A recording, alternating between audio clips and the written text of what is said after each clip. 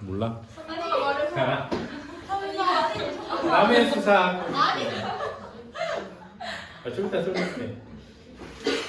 그래가려니 현재시 자유시 설정식이고요. 이 성격은 감각적이고 비유적이고 상징적이고 비판적입니다. 그렇죠? 비판적. 제재는 나무를 제재를 해가지고 도심 속의 가로수를 통해서 도시 문명화를 비판하고 있습니다. 민법과 반복법이 활용되고 있다는 것도 알아두시고요. 자, 꽃이 피었다 이렇게 되네요. 도시가 나무에게 반어법을 가르친 것이다 하는데요. 나무에게 반어법을 가르친다 할 때 나무 에게 있잖아. 에게는 원래 유정명사에만 붙을 수 있는 부사적 조사야. 그래서 나무는 무정명사에서 에라고 해야 되거든. 근데 에 대신 에게를 썼다는 건 나무를 의인화해서 표현했다라고 할 수 있고, 나무한테 그런 걸 가르치려면 나무가 사랑해야 되니까 또 의인법이 쓰였다라고 할 수 있죠. 이 도시에 이주민이 된 뒤부터, 자 여기서 이 도시에 이주민이 된 건 나무가 아니라 화자를 뜻하는 거, 화자. 그렇지.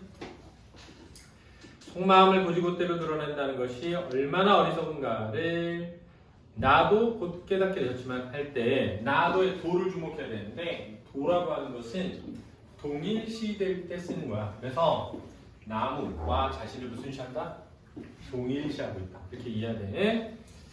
살아있자 악착같이 들뜬 뿌리라도 내리자 하는데, 들뜬 뿌리라도 내리자 할 때 뿌리를 내린다라고 하는 건 뭘 의미하냐면 정착을 의미하는 거야. 정착. 그러니까 도시라는 공간에 뭐 하고자 하는 정착하고자 하는 의지가 있다라고 할 수 있지. 그렇지. 속마음을 감추는 대신에 비트는 법을 익히게 된 30몇 이후부터 나무는 나의 스승 이렇게 되네요. 그래서 의인화되어 있으면서 동시에 은유적 표현도 있는 거야. A는 B 이렇게. 나무는 나의 스승, 의인화되어 있으면서 은유법도 쓰이고 있다. 그렇지? 그 다음에 여기서 속마음을 감추는 것과 비트는 것 이렇게 얘기했는데, 속마음을 감추는 것은 드러내지 않는 거고 비트는 것은 드러내는 것이야. 근데 드러낼 때 진심을 그대로 드러내지 않고 비틀어서 바꿔서 드러낸다. 근데 이제 그거를 예를 들면 이런 거지. 시험 못 봤어 아들이. 시험 못 봤는데 진심 뭐야? 나가 죽어라. 비틀면 어떻게 해? 잘한다. 이렇게. 무슨 법이야? 반어법이지. 잘 못했는데 잘한다. 반어법이잖아. 그가 견딜 수 없는 건, 자, 그래서 그는 나무고 의인화되어 있고요. 꽃향기 따라 나비와 벌이 붕붕거린다는 것 그랬거든요. 자, 그래서 나비와 벌이 꽃향기. 꽃향기는 후각적 이미지고, 붕붕거린다라고 하는 건 청각적 이미지를 떠올리게 해. 왜냐하면 붕붕거리다가 소리를 뜻하는 것이어서. 내성이 생긴 이파리를 벌레들이 변함없이 아삭아삭 뜯어먹는다는 것. 할 때 여기서 변함없이라는 걸 주목해야 되는데, 이 변함없이는 자연에서와 마찬가지로 이런 뜻이야. 지금 나무가 있는 곳은 어디인데? 도시인데. 그렇지? 도시인데. 자, 아삭아삭 음성 상징어가 되겠고요. 씹을 때 나는 소리이면서 동시에 씹는 모양을 나타내게 돼. 그래서 이거는 청각적이면서 시각적이기도 해. 뜯어먹는다는 것 그랬거든. 그러니까 그 위에 붕붕거린다는 것, 뜯어먹는다는 것, 반복을 통해서 운율을 형성하고 있고, 도로변 시끄러운 가로등 곁에서 허구한 날 신경증과 불면증에 시달리며 피어나는 꽃 그랬거든.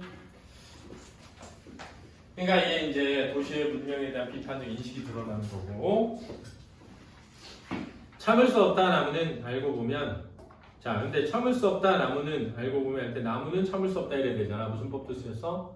도치법도 쓰였고, 알고 보면 치욕으로 푸르다 할 때 알고 보면 이라는 말 뒤에 치욕으로 푸르다 붙여 있어야 되거든.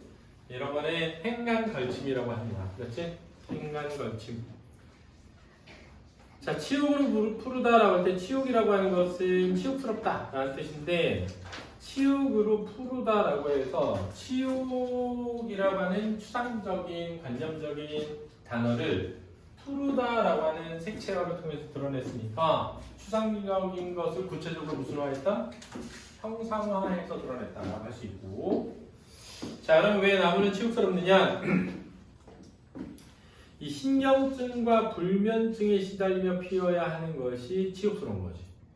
그런데 이 치욕스러움에 더 견딜 수 없게 만드는 건 뭐냐면 옛날에 자연에서의 그러한 기억을 떠올리게 하는 것들 때문인 거야. 그 자연에서의 기억을 떠올리게 하는 것들이 바로 벌레들과 나비와 벌이지. 그러니까 아마 화자와 나무가 동일이 되고 있으니까 화자도 이 도시로 이주하기 전에 자연이라는 환경 속에서 지냈던 시골에서의 삶을 떠올리게 하는 것들일 수 있지. 그 나비와 벌과 벌레들이. 그래서 도시에서 이렇게 견디고 사는 것이 뭐하다? 부끄럽다라고 하는 느낌을 느끼게 하는 것으로 볼 수 있겠다. 그래서 주제는 가장 크게는 도시라는 곳에 뿌리내리기 위해, 그렇지? 이렇게 버티고 살아가는 삶의 치욕스러움. 또 하나는 그런 도시 환경과 문명에 대한 비판. 이 두 가지가 주를 이루고 있는 작품이 바로 손택수의 나무의 수사학이 되겠습니다. 수사학이라는 건 뭐냐면은 어떤 주장을 드러내는 방법인데, 잘 들어. 이 주장은 뭐냐면, 야, 여기는 꽃을 피울 곳이 못 돼 라는 걸 주장하고 싶어. 근데 그 주장을 어떻게 피워? 뭐 어떻게 해? 꽃을 피움으로써. 그렇지. 야, 꽃을 피우면서 꽃을 피울 것이 진짜 못 돼 라고 말하는 거야. 그러니까 이게 무슨 적 표현이야? 그러니까 주장을 드러내는 방법 중에 반어법이 있거든. 그 나무의 수사학이라는 말은 뭐냐면, 나무가 지금 야, 이 도시는 진짜 꽃을 피우는 게 너무 치욕스러운 곳이야 라는 것을 꽃을 피움으로써 드러내고 있는 거지. 그래서 반어법이라고 하는 거야. 나무가 꽃을 피우니까, 와, 나무가 꽃을 피울 만큼 이 도시 문명의 환경이 되게 좋네? 이게 아니란 말이야. 와, 이 더러운 곳에서도 꽃이 펴? 이렇게 느끼는 거야. 그러니까 이 꽃이 피는 걸 보고 이곳이 뭐하다는 걸 느끼게 돼? 더럽다는 걸 느끼게 되잖아. 아, 도시 문명이 진짜 더러워!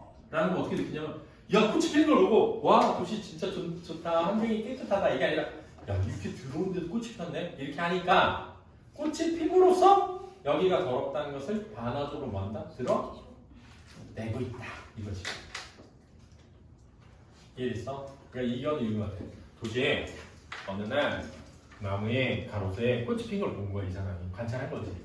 근데 그 꽃이 핀 걸 보고 이 사람이 든 생각은, 아, 이 도시는 너무 살기 좋은 곳이구나가 아니라, 이 더럽고 열악한 환경에서 저 나무가 꽃을 피우다니 라고 느끼면서, 아, 그러고 보니까 저 꽃이 반어법으로 나에게 말해주는 게 아닐까 이렇게 느끼는 거지. 여긴 진짜 살 곳이 못돼 라는 걸 꽃을 피움으로써. 그래서 이 시를 쓴 것으로 보인다는 거지. 그럼 저 나무가 어떻게 꽃을 피웠지? 나도 이곳이 진짜 더럽고 예뻤지만 견디기 위해 살고 있잖아.